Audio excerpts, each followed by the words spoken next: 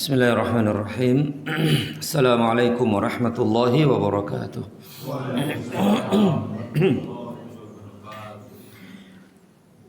Innal hamdalillah nahmaduhu wa nasta'inuhu wa nastaghfiruh wa na'udzu billahi min shururi anfusina wa min sayyiati a'malina man yahdihillahu fala mudilla lahu wa man yudlil fala hadiyalah.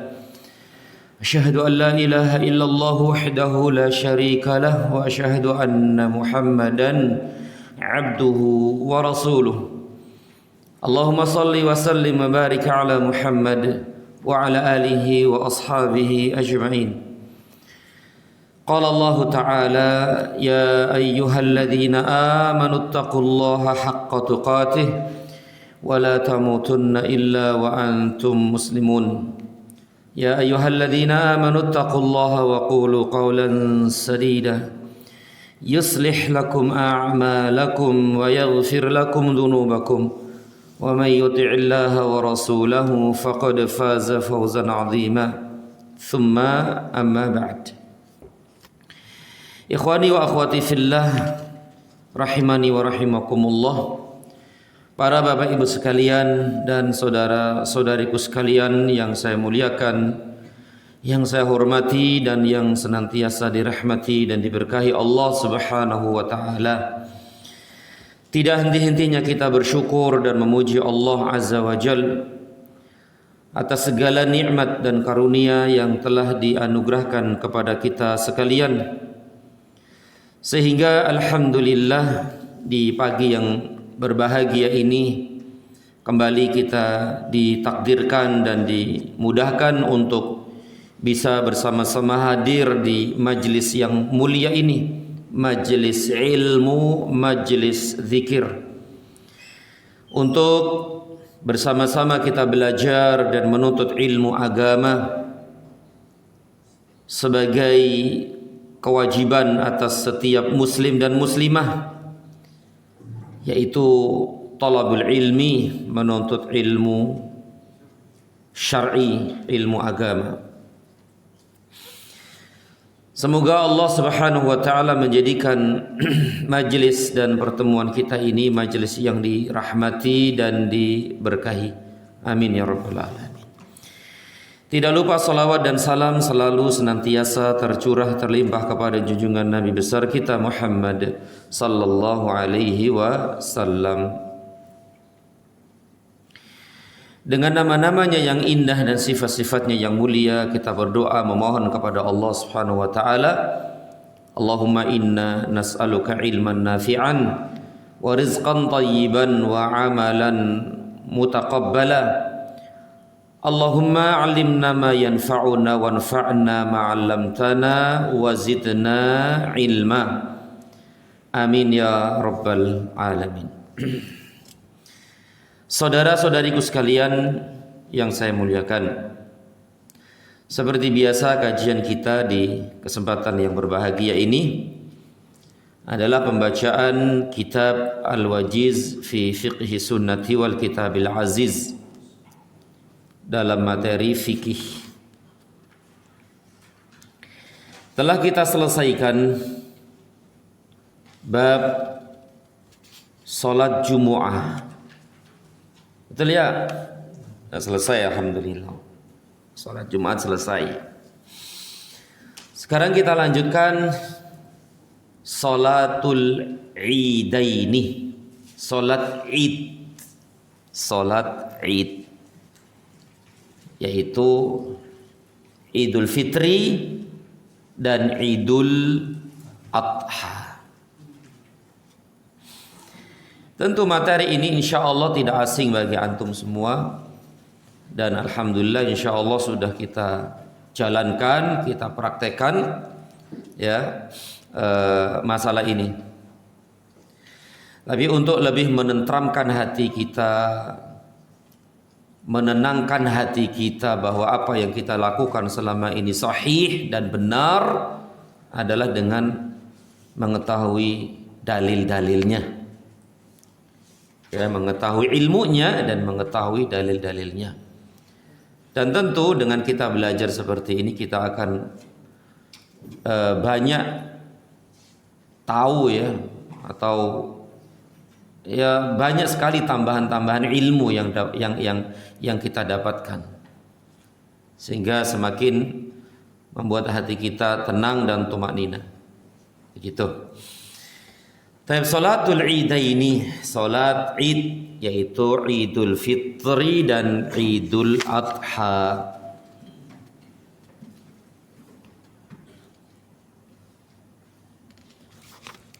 Pertama tentang hukumnya nih, hukum salat id apa lagi? Sunnah. Enak yang sunnah-sunnah aja ya. Sunnah. Kalau dalam kitab ini penulis hafizahullah taala berpendapat dan lebih menguatkan pendapat hukumnya wajib. Bahkan wajib ain. Memang para ulama berselisih pendapat tentang hukum salat id ini.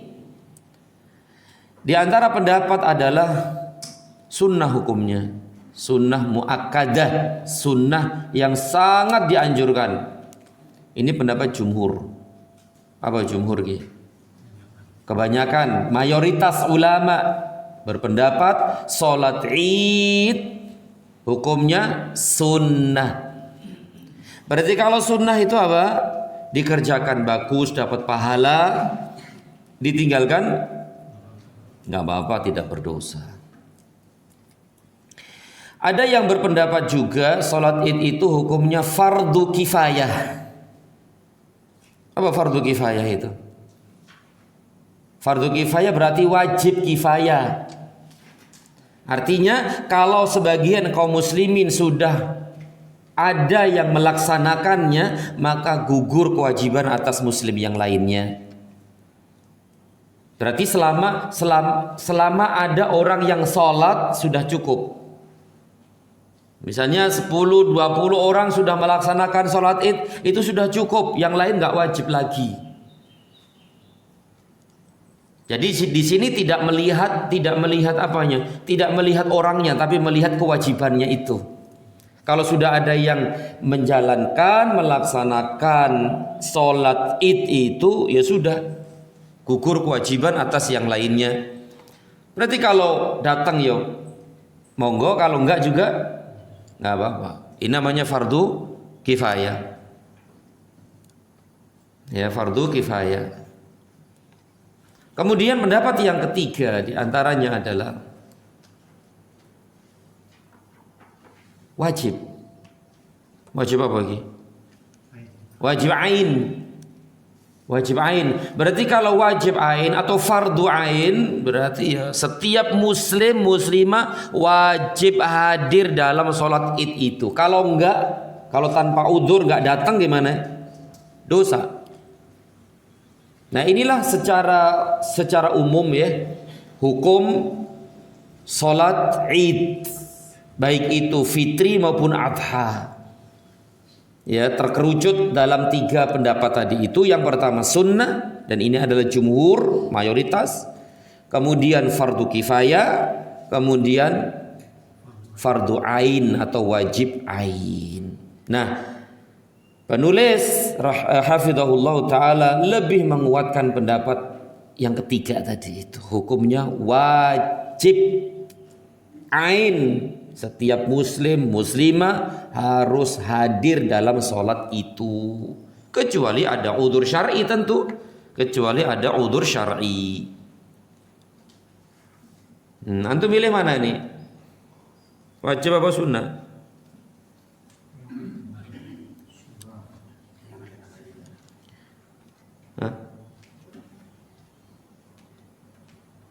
Yes, keluar dari masalah wajib dan tidak itu ya kita kerjakan saja kan gitu. Selama kita nggak ada udzur syar'i ya sudah jangan ditinggalkan.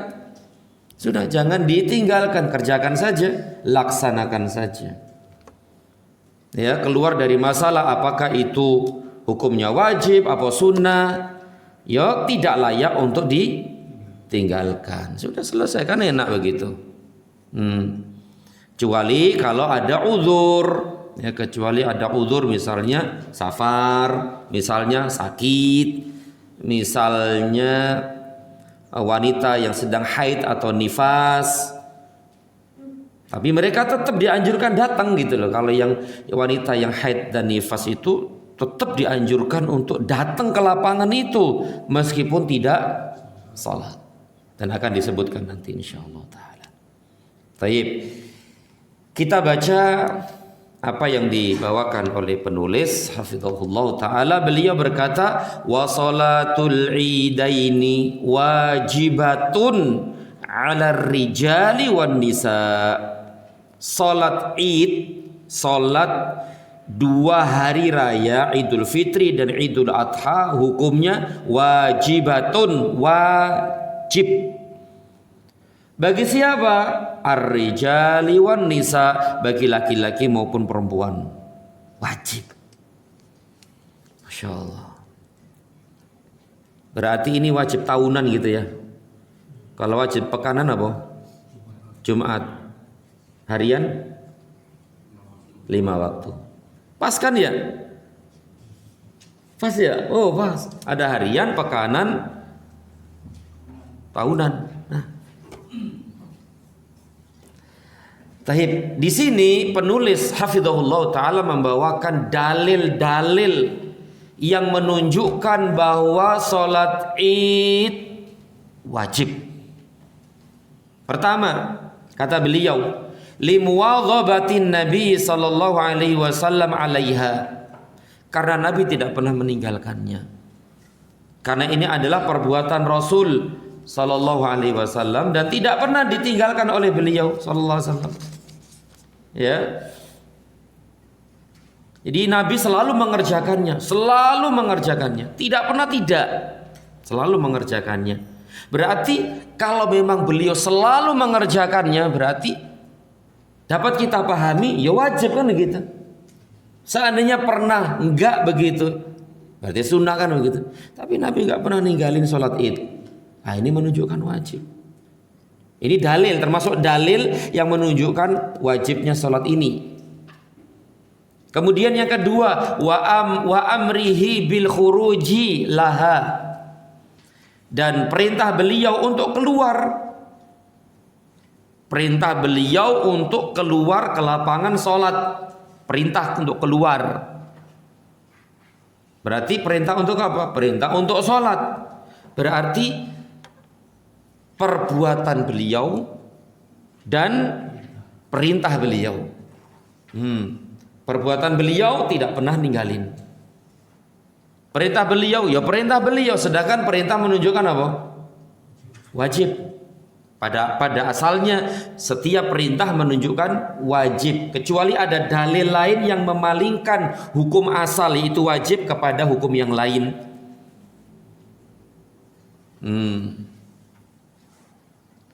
Dalilnya adalah an Ummi Atiyah, dari Ummu Atiyah radhiyallahu anha qalat, dia berkata, umirna, kami diperintahkan. Kami diperintah. Yang merintah siapa? Nabi sallallahu alaihi wasallam. Tapi kalau Nabi bersabda misalnya, aku diperintah, berarti siapa yang merintah? Allah. Jadi kadang-kadang dan sering kita menemukan hadis-hadis Nabi bersabda umirna atau umirtu, aku diperintah, kami diperintah. Berarti kalau Nabi bersabda seperti itu, langsung kita pahami yang memerintahkan adalah Allah. Tapi kalau sahabat yang berkata, ini termasuk ini Ummu Atiyah nih, ya, sahabat wanita, ya, Ummu Atiyah berkata, umirna, kami diperintah. Berarti yang merintah siapa? Rasulullah sallallahu alaihi wasallam. Nah, sedangkan perintah menunjukkan wajib pada asalnya, pada dasarnya. Begitu. Kata Ummu Atiyah, umirna, kami diperintah an-nukhrija, untuk mengeluarkan. Mengeluarkan siapa? Awatiq. Al-awatiq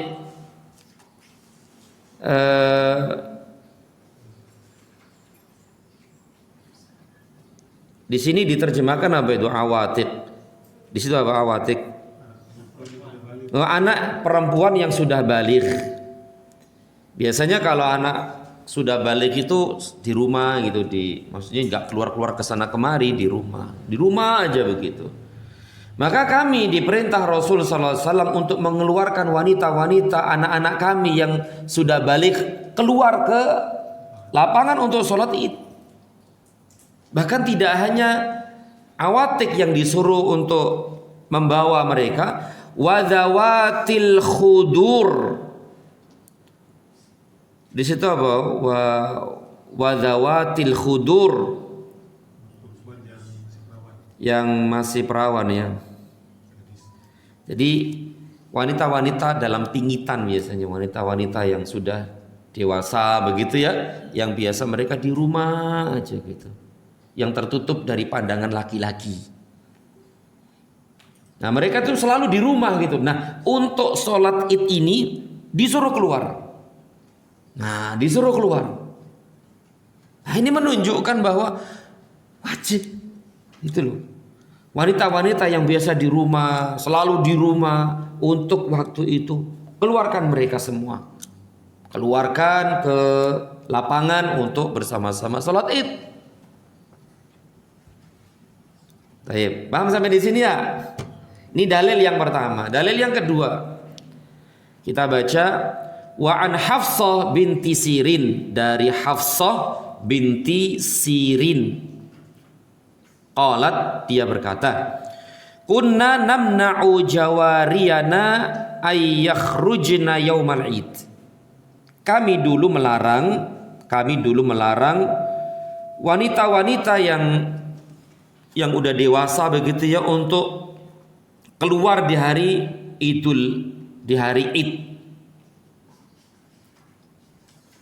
Gitu ya.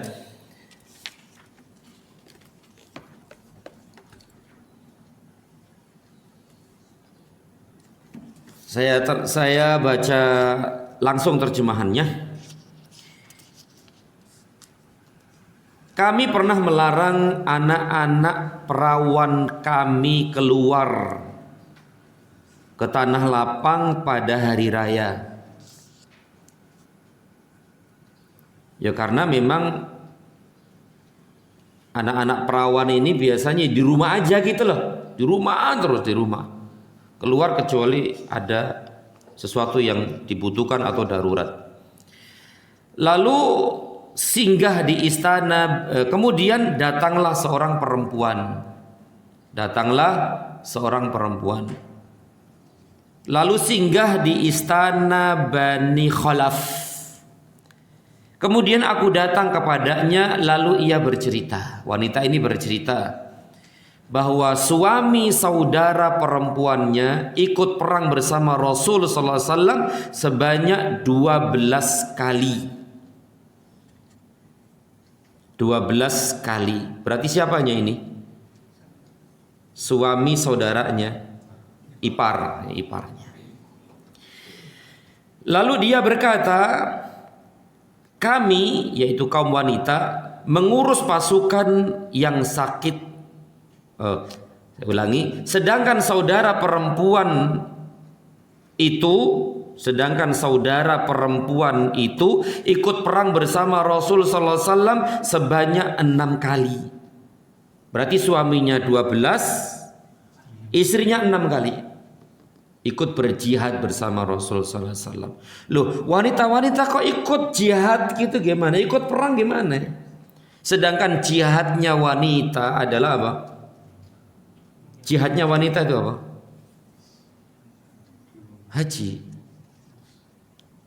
Nah, jihadnya wanita itu haji. Kalau jihadnya laki-laki itu perang.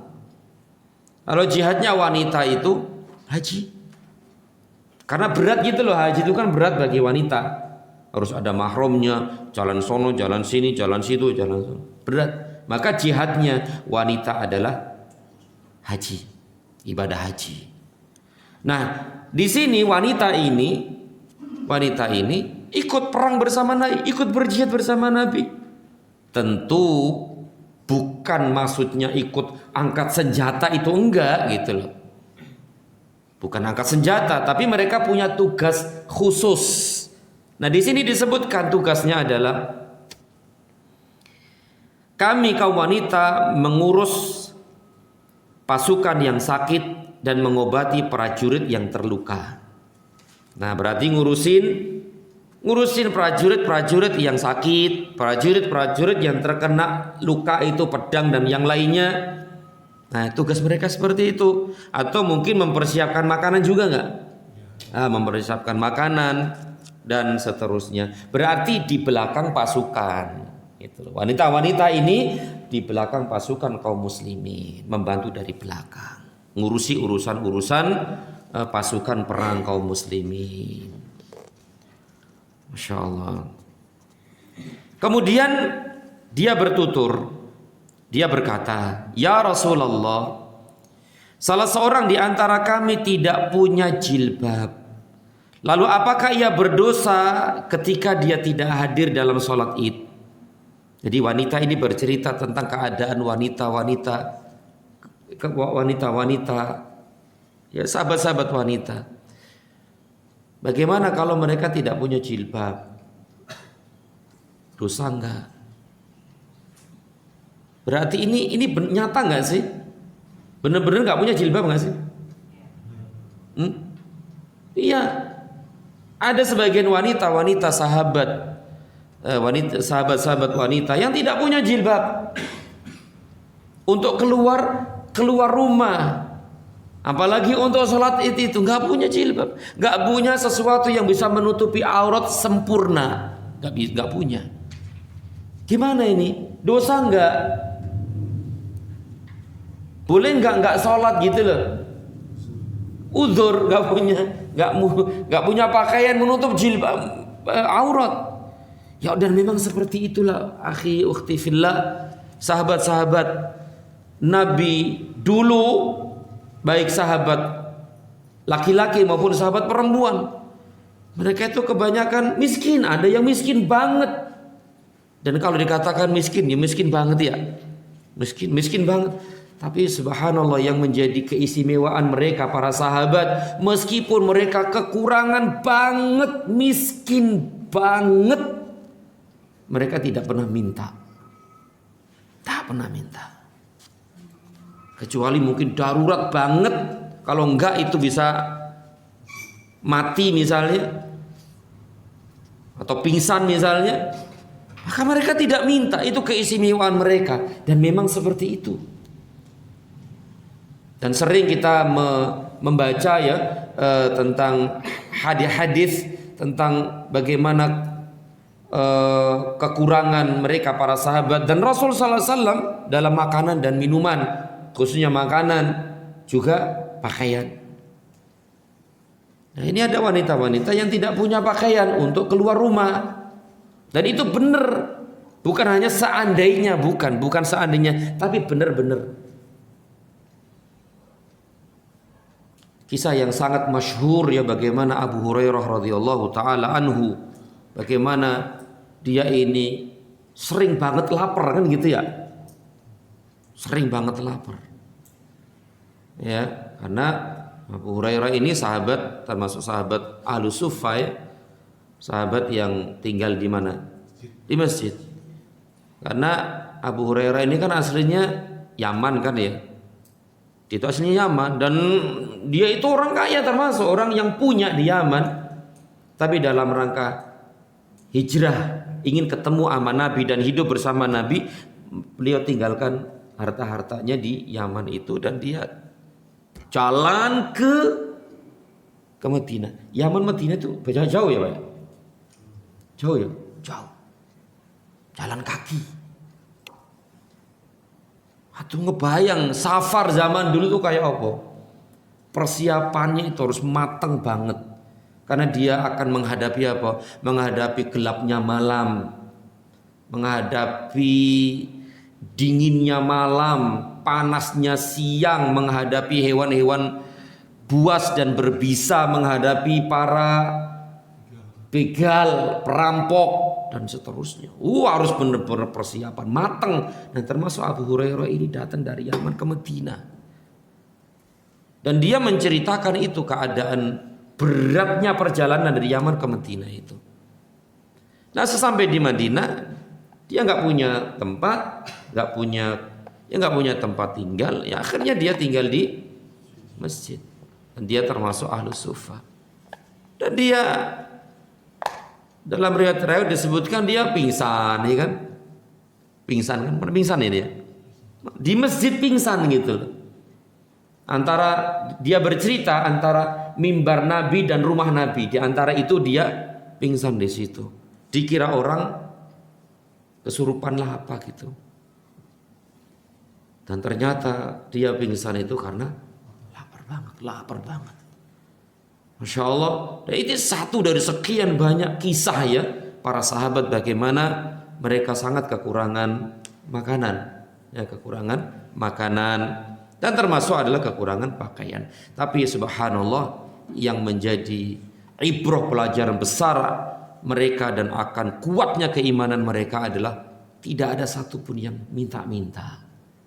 Meskipun lapar dia tahan menunggu sesuatu lah begitu, tapi nggak minta gitu, nggak minta. Abu Hurairah pun demikian dan sahabat-sahabat yang lainnya. Nah, termasuk ini para wanita yang sangat kekurangan pakaian, masya Allah ya. Tapi alhamdulillah kita, Allah curahkan banyak nikmat karunia kepada kita sekalian. Makanan berlimpah ya, makan minuman berlimpah nggak? Air berlimpah lah ya. Air berlimpah ruah ya, sampai terruah-ruah gitu. Pakaian juga masya Allah tinggal pilih, sampai nggak muat itu lemarinya ya, masya Allah. Alhamdulillah nikmat besar yang Allah curahkan kepada kita kaum muslimin di zaman kita sekarang ini. Kalau dibandingkan dengan saudara-saudara kita di para sahabat dulu itu jauh banget ya, masya Allah. Maka kita bersyukur kepada Allah atas nikmat ini. Tapi kita lanjutkan akhi. Wanita tersebut berkata, ya Rasulullah, salah seorang di antara kami, yaitu kami wanita, tidak punya jilbab. Tidak ada yang bisa menutupi aurat sempurna. Lalu apakah ia berdosa ketika tidak hadir sholat id? Maksudnya begitu. Maka Rasulullah Sallallahu Alaihi Wasallam bersabda, dan inilah yang menjadi dalil dalam bab ini, litul bisha sahibatuha min jilbabiha. Sesungguhnya hendaklah temannya, rekannya atau siapa begitu, sesama perempuan memberi pinjaman jilbabnya kepadanya. Hendaknya ada di antara kalian yang meminjamkan pakaian kepada wanita itu yang tidak punya jilbab tuh. Pinjemin dia. Biar bisa apa? Biar bisa keluar ke tanah lapang sholat id. Masya Allah. Seandainya tidak wajib, seandainya nih ya, ini kita berbicara tentang pendapat yang mengatakan wajib, ya, mengatakan wajib sholat id itu. Seandainya tidak wajib, tentu Nabi akan mungkin mengatakan ya sudah itu uzur. Kan gitu kan? Uzur nggak apa-apa, kan nggak punya jilbab. Kalau keluar tanpa jilbaban gimana? Dosa kan begitu. Ya sudah kalau gitu di rumah saja. Seandainya kan begitu. Tapi Nabi menganjurkan, tetap perintahkan untuk keluar dan menganjurkan sesama wanita untuk meminjamkan jilbabnya kepada wanita tersebut. Nah, ini menunjukkan sangat ditekankan bahkan sampai wajib tadi itu. Masya Allah ya. Fal yashhadanal khaira wa da'watal muslimin. Kemudian hadirlah ke tanah lapang mendengar kebaikan-kebaikan, ya, mendengarkan ceramah, ya, khutbah id dan dakwah yang ditujukan kepada orang-orang mukmin, yaitu doa, tetap keluar biar mendapatkan di sana kebaikan-kebaikan yang banyak. Di antaranya adalah mendengarkan khutbah, kemudian mendapatkan doa dari kaum muslimin. Nah, seperti itu akhi, ukhti fillah, azanillah wa iyyakum. Inilah beberapa dalil ya yang menunjukkan bahwa sholat Id itu hukumnya wajib. Hukumnya wajib. Dan sekali lagi penulis kitab ini hafizahullah menguatkan pendapat wajib. Dan tadi jumhur apa jumhur tadi? Hukumnya sunnah. Kalau jumhur, mayoritas, kebanyakan ulama itu sunnah, ya sunnah. Tapi keluar dari masalah, keluar dari perbedaan ulama ini, maka hendaknya kita jangan meninggalkannya, berusaha untuk mengerjakannya. Wallahu a'lam. Tapi kita lanjutkan akhi. Hukumnya sudah. Kemudian yang berikutnya waktunya. Waktu sholat Id itu kapan gitu? Waktu sholat Id kapan? Artinya mulainya kapan gitu? Mulainya kapan?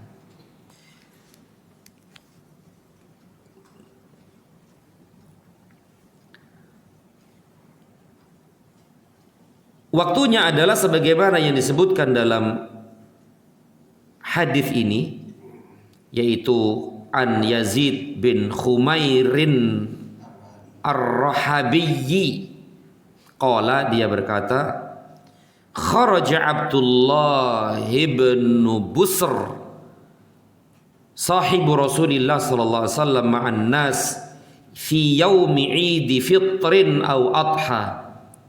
Abdullah bin Busr keluar. Nah, jadi Abdullah bin Busr ini salah seorang sahabat Rasul sallallahu alaihi wasallam keluar bersama manusia dalam sholat Id. Sholat Id baik mungkin sholat Idul Fitri atau Idul Adha. Fa ankara ibta al-imam. Kemudian Abdullah bin Busr mengingkari lambatnya imam. Mengingkari di sini apa ya? Ya mengingkari lambatnya imam. Jadi imamnya lama nggak datang gitu loh.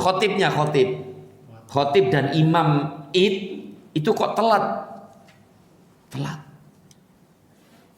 Tidak seperti biasanya. Tidak seperti yang dulu pernah dilakukan oleh Rasul sallallahu alaihi wasallam.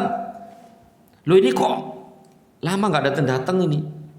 Kecewa, lelet gitu loh dia ini, imamnya ini. Maka setelah melihat itu dia berkata, inna kunna qad faraghna sa'atana hadhihi wa dzalika hina tasbih. Apa artinya di sini?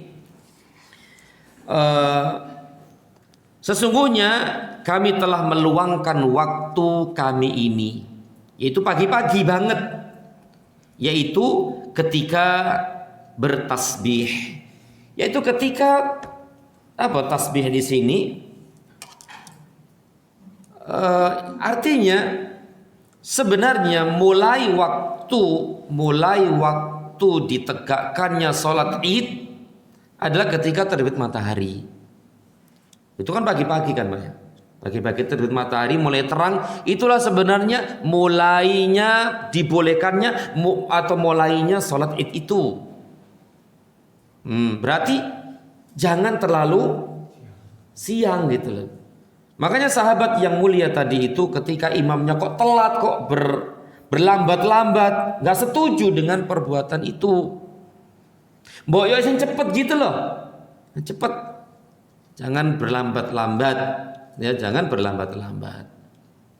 Jadi intinya akhi bahwa dimulainya sholat Id itu adalah dari terbitnya matahari atau matahari sudah mulai meninggi, itu waktu syuruk ya, waktu terbit matahari menunggu beberapa saat itu, nah itulah mulai sholat Id Sampai kapan, akhi? Sampai sebelum tergelincirnya matahari sebenarnya. Berarti beberapa menit sebelum zuhur. Berarti sebenarnya waktu sholat id itu di waktu duha gitu loh. Di waktu duha, dan dianjurkan di awal-awal duha. Makanya tadi sahabat tadi itu mengingkari agak telatnya imam tadi itu, yang seharusnya lebih awal gitu, lebih awal ketika terbit matahari itu. Wallahu a'lam bishawab. Inilah waktu sholat id. Kemudian akhi, kita lanjutkan.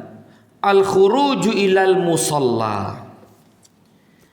Pergi ke musolla, keluar menuju musolla. Artinya tempatnya itu di mana sholat id?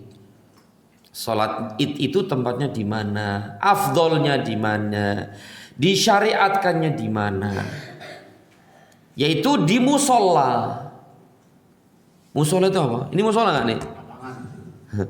Musolla itu tanah lapang.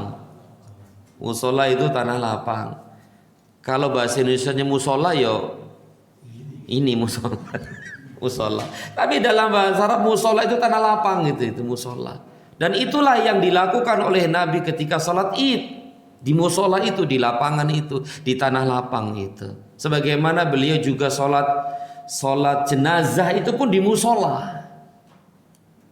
Di tanah lapang. Berarti di luar masjid, di luar masjid.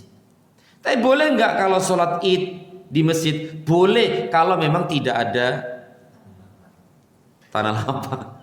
Atau misalnya hujan, kalau hujan ya sholat di masjid gitu. Atau memang nggak ada tanah lapang yang luas, ya sudah boleh di masjid. Tapi pada asalnya sholat id itu di tanah lapang, dan itulah yang dilakukan oleh Rasul, kemudian para sahabat, tabi'in, tabi'ut tabi'in, dan generasi-generasi berikutnya sampai sekarang ini di lapangan. Dan itulah sunnahnya. Dalilnya mana? Dalilnya adalah di sini disebutkan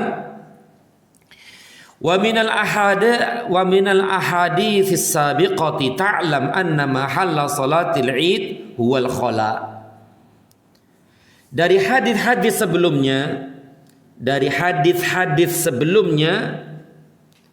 diketahui bahwasannya tempat sholat id adalah khola. Khola itu apa? Khola di situ tanah yang lapang. Khola itu biasanya tempat buang hajat yang di sono, maksudnya di sono jauh. Artinya tanah lapang begitu, tanah lapang. Walaisal masjid, dan bukan di masjid. Bukan di masjid. Jadi ini hukum asal ya, ini hukum asal. Hukum asal salat id di lapangan, di tanah lapang. Bukan di masjid. Tetapi ya boleh untuk di masjid kalau ada udzur, maka boleh di masjid. Faqad kana sallallahu alaihi wasallam yakhruju laha, dan Nabi sallallahu alaihi wasallam keluar menuju khola itu, tempat lapang. Wa amila bidzalika man ba'dahu, kemudian praktek itu diteruskan oleh generasi berikutnya sampai sekarang ini. Ya, wallahu a'lam. Sampai di sini enggak ada masalah ya? Alhamdulillah tidak ada masalah insyaallah. Kemudian poin berikutnya akhi, hal yu'adzan laha wa yuqam. Apakah sholat id ini ada azan dan iqamah? Ada enggak? Enggak ada. Taunya dari mana? Ya emang dari kecil dulu enggak ada ya? Mungkin jawaban yang enggak pernah belajar ya mungkin begitu. Ya emang dari dulu kita gitu kok. Dari saya dulu SD sholat id ya nggak ada adzan, nggak ada qomat, nggak cukup seperti itu. Yang paling penting adalah tahu dalilnya ini, dalilnya ya. Jadi tidak ada adzan dan tidak ada qomat untuk sholat id ini, yaitu dari Ibnu Abbas dan Jabir bin Abdillah. Qala, keduanya berkata, lam yakun yu'adzanu yaumal fitr wala yaumal adha. Tidak ada azan di hari Idul Fitri dan di hari Idul Adha. Azan di sini maksudnya adalah azan dan qomat, enggak ada. Ibnu Abbas dan Jabir berkata demikian. Berarti perkataan Ibnu Abbas dan Jabir bin Abdillah ini menunjukkan bahwa dulu di zaman Nabi seperti itu. Itu loh. Karena ya Ibnu Abbas antum tahu sendiri dan Jabir bin Abdillah pun antum tahu sendiri. Dua-duanya adalah sahabat yang mulia dan keduanya mengatakan itu benar hak, ya, bahwa tidak ada azan dan qomat dalam sholat id ini di zaman Rasul Sallallahu Alaihi Wasallam. Kemudian dari Jabir, alla adzana lis salati yaumal fitr hina yakhrujul imam wala ba'da ma yakhruju wala iqamata wala nidaa wala syai'a la nidaa yauma idzin wala iqamata. Artinya kata Jabir bin Abdillah, bahwa tidak ada azan untuk sholat hari raya Idul Fitri dan hari raya Idul Adha ketika khotib belum datang dan tidak pula sesudahnya. Sebelum khotib datang ya nggak ada azan, setelah datang pun nggak ada qomat, sudah nggak ada sama sekali. Berarti kalau kita datang ke lapangan langsung duduk nggak? Langsung duduk. Ya sudah langsung duduk saja. Nggak ada yang namanya tahiyat. Nggak ada tahiyat lapangan. Kecuali kalau antum sholat di masjid. Kecuali sholat di masjid nih, sholat idnya di masjid, misalnya di sana hujan atau udzur apa begitu ya, sholat di masjid. Maka sebelum duduk sholat 2 rakaat, yaitu sholat tahiyatul masjid. Kalau sholatnya di masjid, jangan langsung duduk. Ya kayak tadi itu, antum masuk masjid untuk kajian kan ya, jangan duduk sebelum sholat 2 rakaat begitu. Tapi insyaallah paham. Kemudian dan tidak pula iqamah, tiada pula seruan azan, maksudnya tiada pula apapun, nggak ada apa-apa ya. Pada hari itu tiada seruan azan dan tiada pula iqamah. Nah ini kata Jabir bin Abdillah radhiyallahu anhu, berarti di zaman Rasul, di zaman sahabat ya memang seperti itu, nggak ada azan, nggak ada iqamah, dan itu terus sampai sekarang. Nah kita tahu sekarang dalilnya nih, semakin yakin, semakin tenang hati kita ya ketika kita melakukan itu. Wallahu a'lam. Tapi kita lanjutkan. Poin berikutnya adalah apa di sini? Sifatus shalah. Cara salat Id. Cara salat Idul Fitri atau salat Idul Adha. Kata penulis hafizahullah, salatul Idi rakaatan. Salat Id 2 rakaat. Betul ya? 2 rakaat. Yukabbir fihima Fintai asyrata takbiratan. Dari 2 rakaat ini ada 12 takbir. Ada 12 takbir. Sab'an fil ula ba'da takbiratul ihram. 7 kali pada rakaat pertama setelah takbiratul ihram. Setelah takbiratul ihram, takbir 7 kali.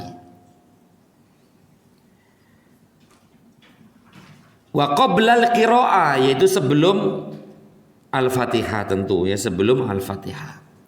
Wa khamsan fi tsaniyah, dan 5 takbir di rakaat yang kedua. Qablal qiraah, sebelum qiraah. Qiraah di situ diartikan apa?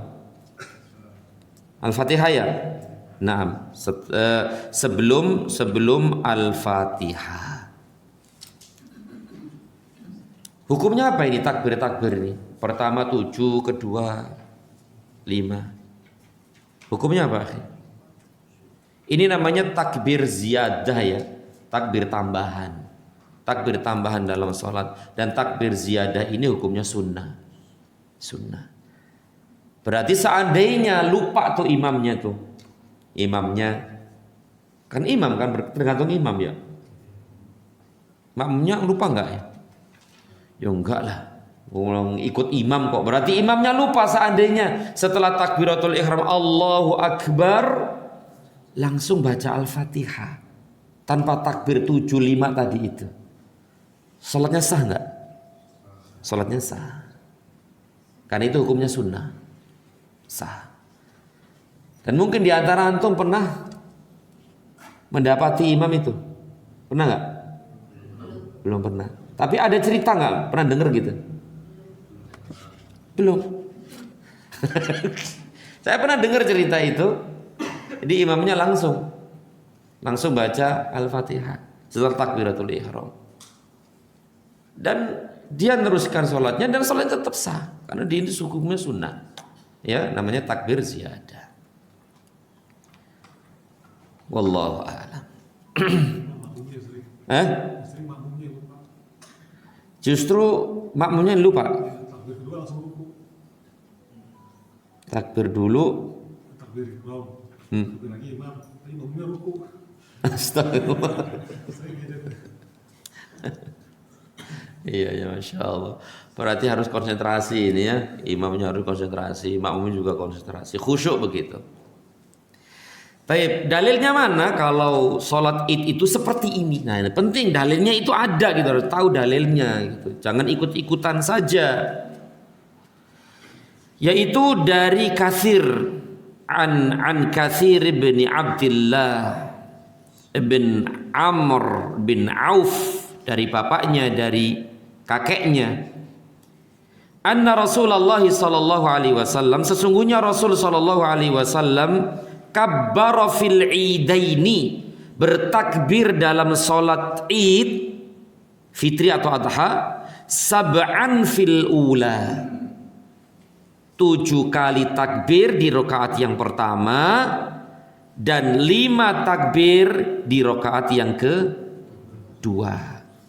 Nah ini kita tahu dalilnya ini, bahwa memang Nabi melakukan itu, dilihat oleh para sahabat, didengar oleh para sahabat, kemudian apa yang mereka dengar dan apa yang mereka lihat disampaikan kepada generasi berikutnya sampai sekarang ini, dan kita menemukan hadisnya ini. Semakin yakin, semakin tenang, itulah yang dilakukan oleh Rasul sallallahu alaihi wasallam. Nah, semakin yakin kita ini, bahkan ini akan membantu kita lebih khusyuk dalam sholat kita. Karena kita tahu ilmunya, kita tahu dalil. Oh ternyata Nabi melakukan itu gitu loh. Kemudian dari Aisyah sekarang. Dari Aisyah, anna Rasulullah sallallahu alaihi wasallam kabbara fil fitri wal adha sab'an wa khamsan. Siwa takbiratai ar-ruku'. Dari Aisyah, sesungguhnya Rasulullah sallallahu alaihi wasallam bertakbir salat, ya tentu salat, bertakbir di salat Idul Fitri dan Idul Adha 7 dan 5. 7 dan 5 maksudnya apa ini? Rakaat pertama 7, rakaat kedua 5. Begitu. Siwa takbiratai ar-ruku', selain 2 takbir untuk ruku. Ya, selain 2 takbir untuk ruku'. Berarti kalau bareng ditambahi dengan takbir ruku' ya 8 sama 6 kan gitu. Itu di luar kan ruku kan baca takbir kan Allahu Akbar, nah, kan takbir di luar itu berarti ya jelas tadi itu Nabi melakukan itu di rakaat yang pertama 7, rakaat kedua 5. Di antara takbir satu dengan yang lain baca apa, akhi? Boleh gak diem? Ya boleh diem saja. Dan itulah asalnya. Itu asalnya diem. Allahu Akbar diem. Allahu Akbar diem. Tapi boleh juga dengan berzikir di situ. Subhanallah walhamdulillah la ilaha illallah wallahu akbar. Boleh-boleh saja. Angkat tangan enggak? Angkat tangan. Nah, memang ini ada pendapat yang mengatakan angkat tangan, ada yang mengatakan tidak mengangkat tangan. Sebagaimana sholat id, sholat jenazah. Sholat jenazah itu pakai angkat tangan enggak? Kecuali takbiratul ihram ya. Kalau takbiratul ihram jelas angkat tangan. Tapi selain itu angkat tangan enggak? Sholat id, sholat jenazah. Kan 4 kali kan, 4 kali takbir kan. Nah, angkat tangan enggak?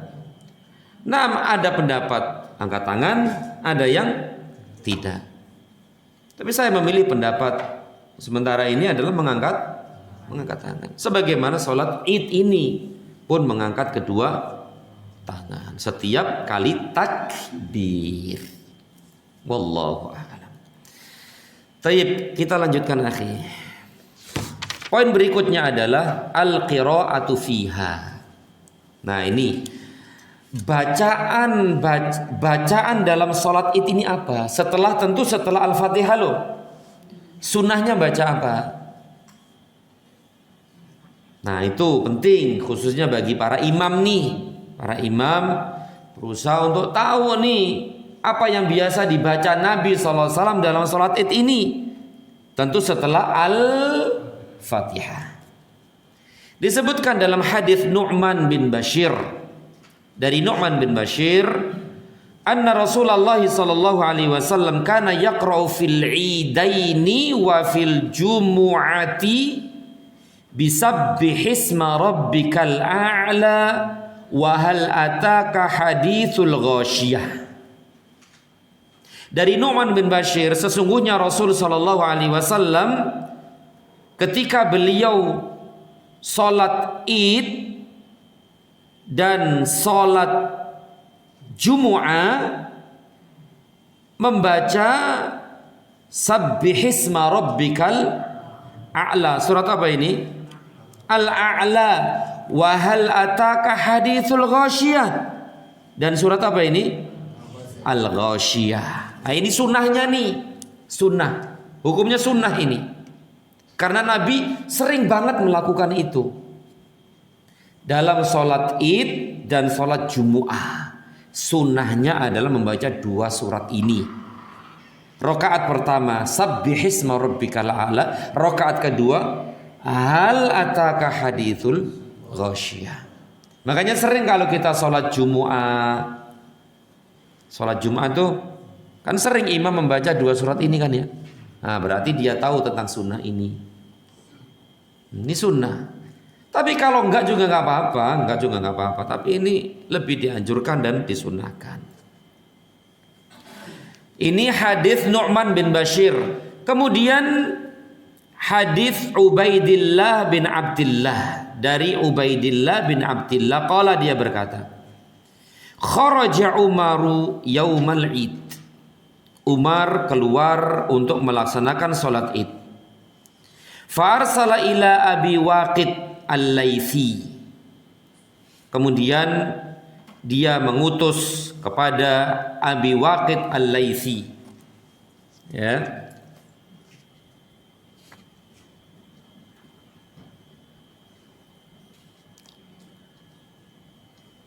Umar bin Al-Khattab ya keluar ke tanah lapang pada hari raya. Lalu bertanya kepada Abu Waqid Al-Laitsi, pada hari raya seperti ini Nabi membaca surat apa? Maka dia menjawab surat Qaf dan surat Iqtarabatis sa'ah wan syaqqal qamar. Surat apa itu? Nah, jadi itu yang dibaca oleh Nabi SAW dalam sholat Id, yaitu surat Qaf dan surat Iqtarabatis sa'ah wan syaqqal qamar. Jadi itu pasangan-pasangan gitu loh, pasangan-pasangan Sabbihisma dan Hal Ataka. Kalau enggak itu Qaf dan Iqtarabat. Itu sunnahnya. Tapi kalau enggak juga tidak apa-apa. Tapi ini sunnah, sangat dianjurkan karena memang itulah yang dibaca oleh Rasulullah sallallahu alaihi wasallam. Tapi insyaallah paham di sini. Itu sunnahnya nih. Berarti empat surat tadi ya. 4 surat. Kita lanjutkan. Al khutbatu ba'daha. Khutbah setelah sholat Id. Jadi khutbah kapan dilaksanakan khutbah? Yaitu setelah sholat Id. Kalau Jumat khutbahnya kapan? Sebelum sholat. Jumat sebelum sholat, kalau Id setelah sholat khutbahnya itu. Dalilnya mana? Dalilnya dari Ibnu Abbas radhiyallahu anhuma qala syahidtul Ida ma'a Rasulillah sallallahu alaihi wasallam wa Abi Bakrin wa Umar wa Utsman. Aku menyaksikan Id bersama Rasul sallallahu alaihi wasallam, Abu Bakar dan Umar dan Utsman. Fakulluhum, mereka semuanya, kanu yusalluna qoblal khutbah, mereka semuanya salat sebelum khutbah. Masya Allah ya, ini jelas banget. Abdullah bin Abbas mengatakan demikian.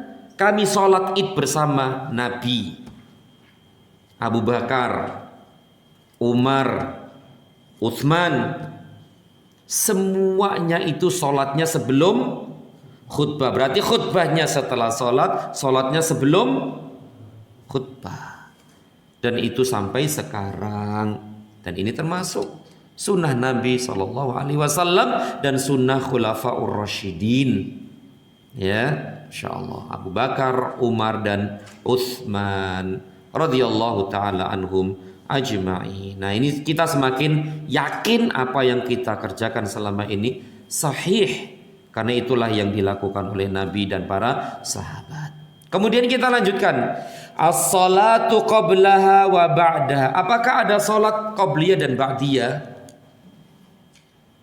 Tentu akan kita jawab nggak ada, karena memang dari dulu seperti itu. Tapi kita perlu tahu dalilnya nih. Tahu dalilnya nih. Yaitu hadis sama, hadis Ibnu Abbas. Dari Ibnu Abbas radhiyallahu anhuma, anna Nabiyya sallallahu alaihi wasallam, sesungguhnya Nabi sallallahu alaihi wasallam salat yaumal fitri rakaataini.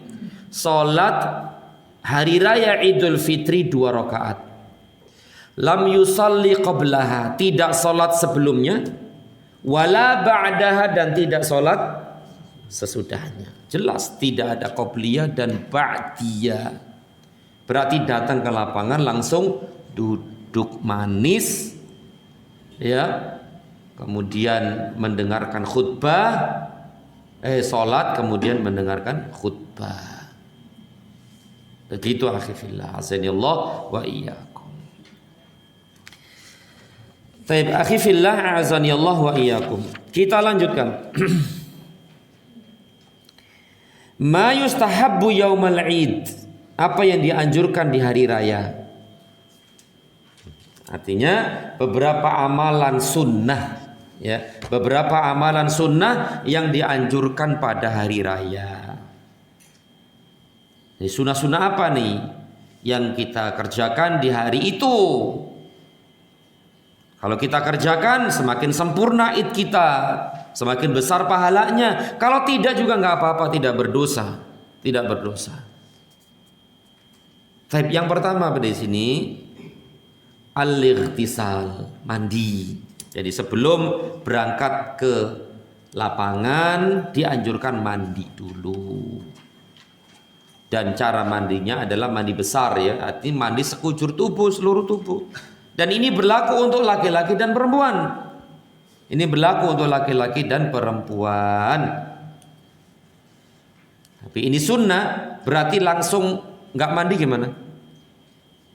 Ya boleh aja, sholatnya tetap sah. Sholatnya tetap sah. Ya begitu. Dalilnya mana kalau mandi ini sunnah sebelum berangkat? Dari Ali radhiyallahu anhu annahu su'ila anil ghusli, bahwa dia pernah ditanya tentang mandi. Faqala, dia berkata, yaumul jumu'ah, mandi dilakukan di hari Jumu'ah. Jelas itu. Wa yaumu Arafah, dan di hari Arafah. Arafah tanggal berapa ya? 9 Dzulhijjah. Wa yaumul fitri, dan di hari Idul Fitri. Wa yaumul adha, dan di hari Idul Adha. Nah ini dianjurkan untuk mandi. Mandi Jumat, mandi Arafah, mandi Idul Fitri, mandi Idul Adha. Ini sebelum ke lapangan ya, sebelum ke lapangan. Dan ini hukumnya sunnah. Maka kita amalkan, kita praktekkan ya. Dan dengan kita melaksanakan ini, yaitu mandi sebelum berangkat, kita dapat pahala. Dari mandinya saja itu sudah dapat pahala. Karena itulah yang disunnahkan oleh Nabi SAW. Tuh mandi ya. Kemudian yang kedua, lubsu ahsani thiyab, memakai pakaian yang paling bagus. Karena ini kumpul seluruh kaum muslimin tahunan gitu loh. Kalau kita dulu kan waktu kecil baju baru ya. Wes pokoknya kalau sibuk banget tuh, kalau sudah mau lebaran paling sibuk cari baju baru, wes. Kayaknya syarat ya kayak dulu ya. Syarat banget tuh. Kalau enggak itu ngamuk-ngamuk, marah-marah, wes nesu lah banget. Pokoknya baru lah, pokoknya baru. Yang penting baru. Enggak peduli bagus, enggak bagus, pokoknya baru. Masya Allah ya. Tapi kita kan sekarang enggak begitu. Yang penting adalah baju yang terbagus dari pakaian-pakaian kita. Sebagaimana dari Ibnu Abbas, qala dia berkata, kana Rasulullah sallallahu alaihi wasallam yalbasu yaumal idi burdatan hamra. Masyaallah. Rasulullah sallallahu alaihi wasallam, Rasulullah sallallahu alaihi wasallam memakai kain. Nah, di sini diterjemahkan Rasulullah sallallahu alaihi wasallam menggunakan atau memakai kain Yaman pada hari raya. Oh gitu ya, benar. Artinya Nabi sallallahu alaihi wasallam ketika di hari raya, hari Id, burdah, beliau memakai burdah. Burdah itu pakaian khas Yaman. Biasanya bergaris-garis. Indah, cakep. Hamro, berwarna merah. Bukan merah polos-los banget, enggak. Ya, tapi merah yang bergaris-garis bercampur dengan warna yang lain. Itu namanya burdah hamro. Jadi burdah ini khas Yaman, pakaian khas Yaman, coraknya pun khas Yaman, dan coraknya itu merah enggak merah ngejreng gitu, enggak. Merah yang bercampur dengan warna yang lain, maka itu tidak apa-apa. Dan ini menunjukkan cakep gitu loh. Pakaian ini bagus banget. Bagus banget. Nah, ini menunjukkan ketika Nabi SAW melaksanakan sholat Id, beliau memakai pakaian yang terindah, terbagus. Tidak baru loh ya, pokoknya terbagus. Apalagi baru plus bagus, nah, gitu kan. Ini kan masalahnya tahunan nih, masalah tahunan. Kumpul semua kaum muslimin di tempat yang sama, di tempat yang satu. Harus menampakkan pakaian yang terindah sehingga menyejukkan pandangan saudara kita. Begitu menyenangkan. Betul-betul menampakkan kebahagiaan, kegembiraan di hari itu, begitu ya. Sebagaimana yang sudah ma'ruf di masyarakat kita, walhamdulillah. Tayyib, kemudian yang ketiga, di antara sunnah Id adalah al-aklu yaumal fitri qabla al-khuruj. Makan ya, makan di hari raya Idul Fitri sebelum keluar ke lapangan. Jadi sebelum ini khusus untuk sholat Idul Fitri. Idul Fitri sebelum keluar ke lapangan disunahkan makan dulu. Makan apa? Ya, paling bagus ya kurma kan gitu. Kurma. Kalau nggak ada kurma ya yang lainnya lah. Pokoknya sebelum berangkat itu makan sesuatu yang menunjukkan hari itu bukan puasa gitu loh. Kalau nggak makan di pagi itu sebelum berangkat kan seakan-akan apa? Puasa. Padahal hari itu boleh puasa nggak? Ya enggak, haram hukumnya. Maka diawali dengan makan, gitu. Yang menunjukkan hari itu betul-betul tidak puasa. Karena biasa kita nggak makan pagi kan kalau puasa. Sebelumnya kan 30 hari tuh pagi nggak makan.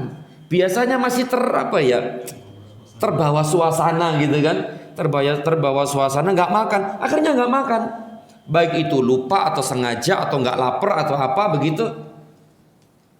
Nah, maka dianjurkan untuk makan dulu, ya, ketupat sayur, nanti biasanya habis opor ya habis sholat biasanya. Tapi nggak apa-apa lah dimakan dulu, makan dulu aja nggak apa-apa, makan berangkat. Nanti lagi gitu kan, gitu, nggak apa-apa. Ini sunnah loh, sunnah ini, sunnah. Ya, tidak layak untuk ditinggalkan.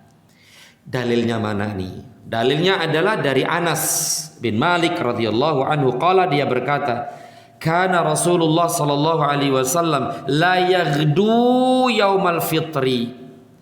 Adalah Rasul sallallahu alaihi wasallam tidak berangkat ke lapangan di hari raya Idul Fitri hatta yakula tamarat, sampai beliau makan beberapa butir kurma.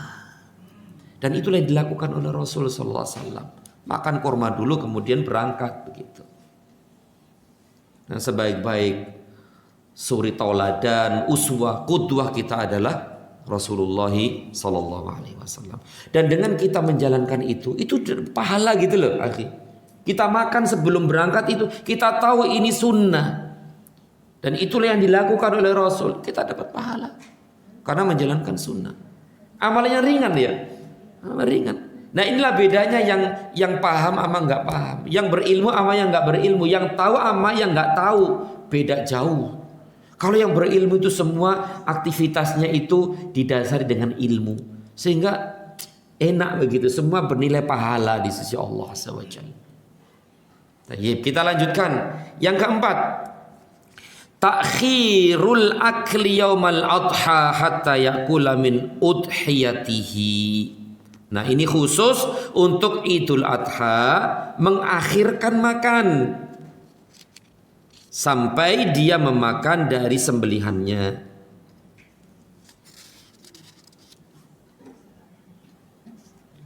Kalau di sini diterjemahkan menangguhkan sarapan pagi pada hari raya Idul Adha sehingga sarapan pagi dengan daging kurbannya. Kurbannya asarmu. Kan dapatnya kan asar biasanya. Motong itu kan dipotong-potong. Masa nunggu asar gak makan-makan ya kelenger kan ya. Masya Allah. Intinya akhi bahwa untuk sholat Idul Adha itu jangan makan dulu. Biarkan perut kosong ketika berangkat ke lapangan. Kapan makannya? Kalau sudah pulang dari lapangan baru makan.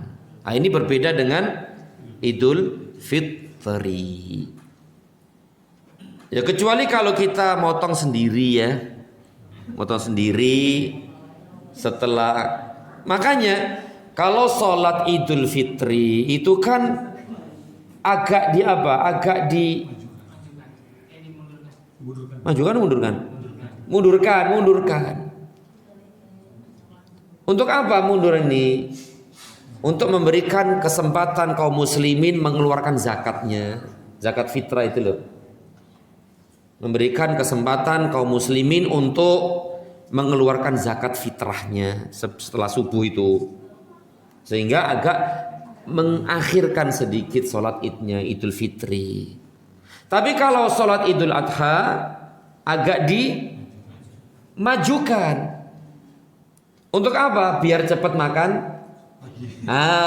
Biar cepat makan dagingnya itu, daging kurban tuh.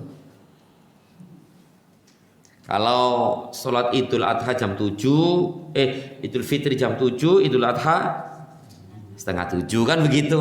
Umumnya kan seperti itu. Dan memang seperti itu. Ya, Masya Allah. Kecuali kalau kita motong sendiri, terus cincang-cincang, masak, makan. Nah, kita kan sembelih nama siapa? Masjid apa? Nunggu. Lama banget. Jam 2, jam 3 baru dapat. Ya Allah. Ya ala kulli hal, alhamdulillah ya, alhamdulillah. Tapi kita lanjutkan akhi. Kemudian yang kelima. Dalilnya nih dari Abu Burdah, atau Abi Buraidah, bahwa Rasul sallallahu alaihi wasallam tidak berangkat ke tanah lapang pada hari raya Idul Fitri sebelum sarapan, betul? Dan tidak sarapan pada hari raya kurban sehingga beliau menyembelih binatang kurbannya. Ini jelas lebih tegas lagi di sini, ya, dari Abi Buraidah.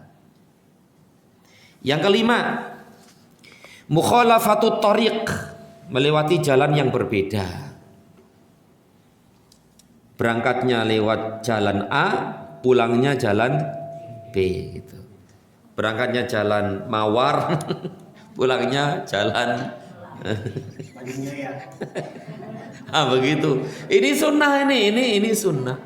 Tentu hikmah di balik itu ya, ada yang mengatakan biar syiar gitu kan, syiar. Kemudian bisa menyapa tetangga-tetangga yang sebelah sono. Bisa berangkatnya kan di sono, ketemu di sono, kalau di sini bisa baliknya ketemu orang yang di sini dan seterusnya. Semakin mempererat ukhuwah Islamiyah di antara kaum muslimin. Kemudian yang keenam, at-takbiru fi ayyamil Id. Dalilnya dari Jabir radhiyallahu anhu. Qala, dia berkata, kana Nabi sallallahu alaihi wasallam idza kana yaumu idin khalafat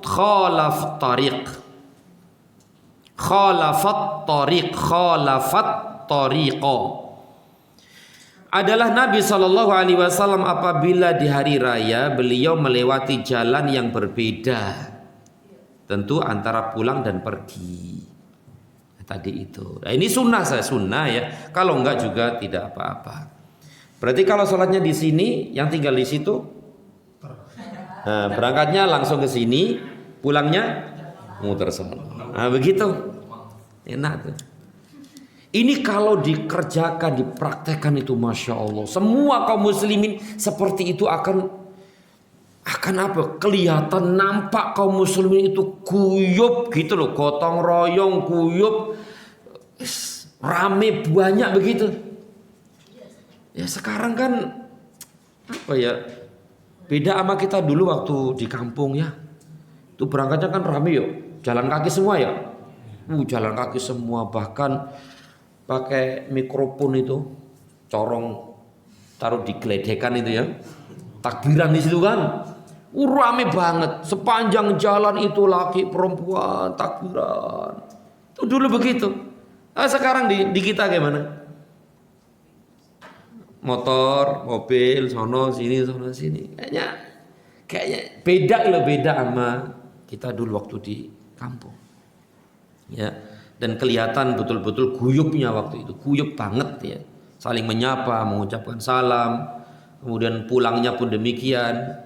Ya, bareng-bareng juga. Setelah nyampe rumah apa?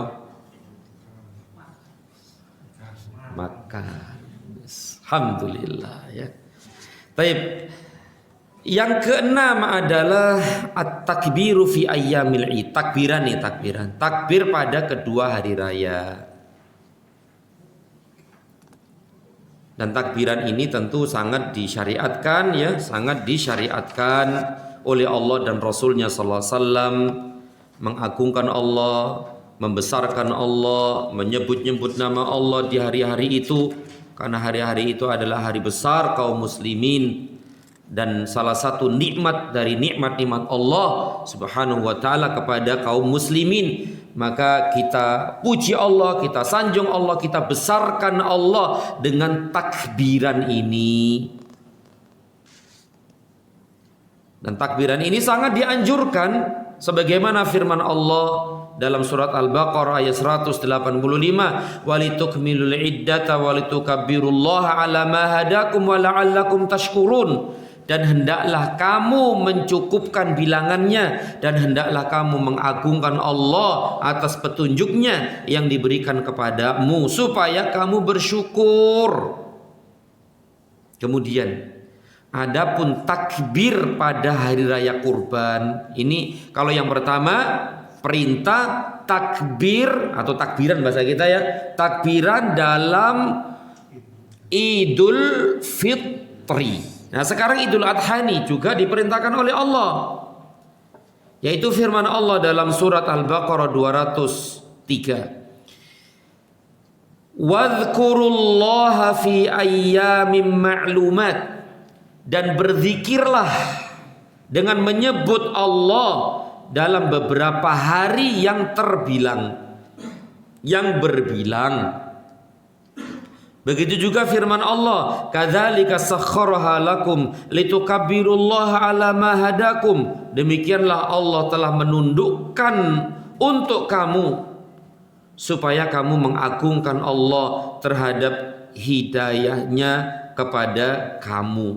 Inilah ayat-ayat yang menunjukkan bahwa Allah perintahkan kita kaum muslimin untuk banyak bertakbir, mengagungkan Allah, membesarkan Allah di dua hari raya ini, baik Idul Fitri maupun Idul Adha.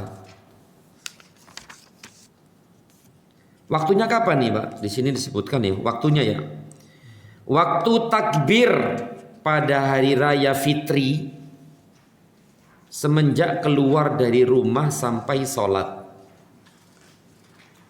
Ada di situ ya. Saya buka terjemahannya ini langsung. Jadi waktu disunahkan takbiran gitu loh. Waktu disunahkan takbiran adalah untuk hari raya Idul Fitri dari keluar rumah sampai sholat. Dari tanggal 1 Syawal itu ya. Dari 1 Syawal itu kita keluar rumah mulai takbiran. Allahu Akbar, Allahu Akbar, Allahu Akbar, dan seterusnya sampai kita di lapangan ya, sampai di lapangan. Dan kapan berhenti? Kalau sudah dilaksanakannya sholat, baru selesai dan berhenti sampai di situ. Sebagaimana disebutkan dalam hadis ini.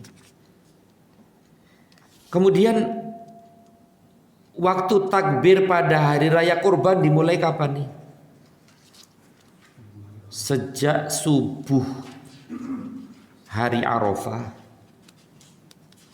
subuh hari Arafah. Arafah itu tanggal 9 subuh. Tanggal 9 subuh itu ketika kita melaksanakan puasa Arafah itu.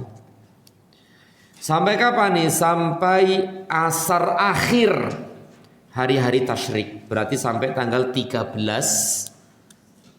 Dzulhijjah, ketika tenggelam matahari. Maghrib itu loh. Berarti selesai maghrib tanggal 13 Dzulhijjah. Itu takbir terus, takbir terus, takbir terus.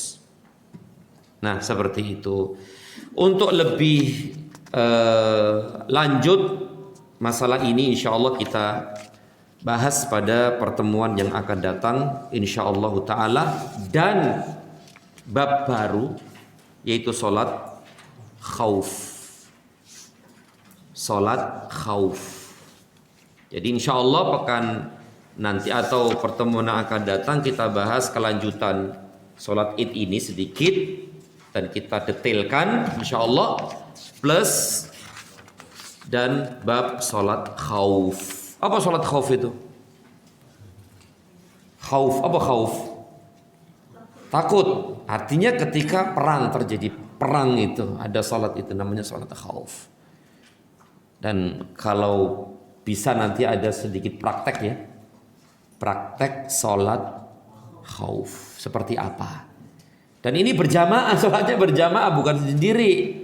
Meskipun dalam keadaan perang itu tetap dianjurkan, disyariatkan berjamaah. Nah ini ada cara-cara tersendiri ketika kondisi seperti itu. Ketika berjamaah ada cara-cara tersendiri yang ditunjukkan oleh Rasul sallallahu alaihi wasallam dan akan kita bahas nanti insyaallah taala. Baik, sampai di sini semoga yang sedikit ini bermanfaat dan kurang lebih mohon maaf. Wassallallahu ala Muhammad wa ala alihi washabbihi wasallam. 2 atau 3 menit ke depan mungkin ada yang bertanya, silakan. Nah, ketika di tempat kita itu mayoritasnya sholatnya di masjid. Terus kita ikut sholat di masjid juga. Apakah itu termasuk udzur? Iya, ini termasuk udzur ya. Kalau memang di situ ada sholat yang ada di sholat di lapangan dan itu misalnya tidak terjangkau dari tempat tinggal kita, maka kita sholat bersama mereka kaum muslimin. Maka itu tidak apa-apa insya Allah. Dan insya Allah itu termasuk udzur. Dan maksud hati kita itu kan apa? Maksud hati kita kan di lapangan kan ya. Tapi adanya itu ya sudahlah, sholat bersama mereka dalam rangka menjaga ukhuwah Islamiyah di antara kaum muslimin. Tapi insya Allah dengan niat itu Allah tahu dengan niat apa yang ada di hati kita, maka insya Allah seakan-akan kita dicatat sebagai orang yang sholat di lapangan insya Allah taala. Tapi kalau misalnya nyari di tempat yang agak bisa terjangkau dan di situ ada sesuai dengan sunnah, ya kita sholat di sana. Tapi kalau tidak terjangkau ya sudah sholat terdekat dengan tempat tinggal kita. Dan itu insya Allah termasuk udzur insya Allah taala. Wallahu a'lam. Ada lagi yang bertanya? Kalau tidak ada kita cukupkan. Ustaz, saya mau nanya yang tentang mandi. Kan itu kan redaksinya dilakukannya sebelum melaksanakan sholat. Bagaimana misalkan kalau hari Jumat kan ada beberapa orang yang melaksanakan kerja itu. Otomatis kan beliau kan mandinya pagi hari. Iya. Itu boleh nggak misalkan kalau tetap diniatkan yang mandi untuk itu untuk mendapatkan keutamaan? Iya sahih. Boleh. Misalnya orang kerja kan, nggak mungkin mandi di tempat kerja di kantor kan, enggak kan. Maka boleh dengan kita niat sebelum berangkat mandi Jumat, maka itu tercatat sebagai mandi Jumat. Nah, asal dilakukan setelah subuh ya. Nah, setelah subuh tentu mandi ini setelah subuh. Kalau sebelum subuh berarti kan terhalang dengan subuhnya itu kan. Maka sholatnya adalah mandinya adalah setelah subuh, sebelum berangkat kerja, mandi, niatnya mandi Jumat, maka dia mendapatkan keutamaan itu. Ya, wallahu a'lam. Mendengarkan khutbah di hari raya itu hukumnya sunnah itu ya, mendengarkan mendengarkan khutbah di hari Idul Adha atau Fitri itu hukumnya sunnah. Hukumnya sunnah lebih utama karena mendapatkan ilmu dan mendapatkan doa. Tapi seandainya setelah sholat langsung pulang, tidak apa-apa dan tidak berdosa. Tapi dia kehilangan banyak keutamaan, ya, kehilangan banyak keutamaan. Jadi mendengarkan khutbah itu sunnah saja, tidak sampai kepada wajib. Dan ketika khutbah boleh bicara nggak? Jamaah boleh ngobrol nggak? Kalau Jumat kan nggak boleh tuh khutbah. Waktu disampaikan khutbah, makmum kan nggak boleh ngomong kan. Tapi untuk khutbah Idul Fitri, Idul Adha ini boleh ngobrol nggak? Boleh saja. Lalu ninggalin saja boleh kok. Kan gitu, ninggalin saja boleh, apalagi ngobrol misalnya. Tapi itu kan nggak layak juga kan ya, nggak layak juga. Wallahu a'lam. Baik, kita cukup. Apakah bisa sebagai pengganti sholat duha, sholat id?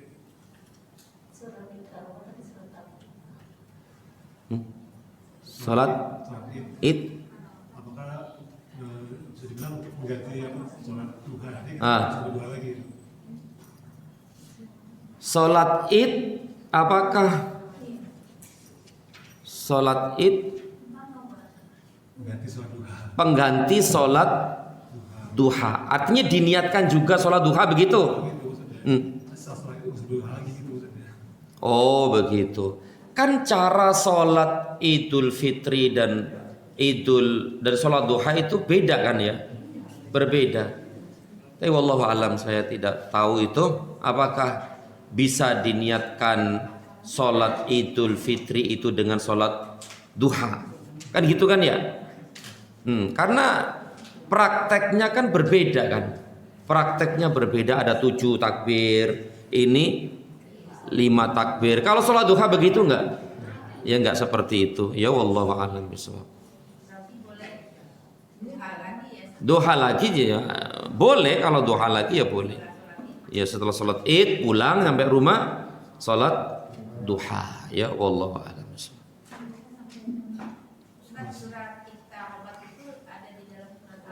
Surat apa akhi?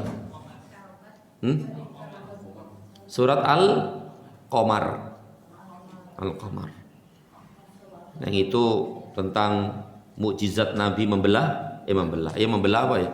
Membelah bulan itu. Mukjizat Nabi membelah bulan itu disebutkan dalam surat Al-Qamar itu.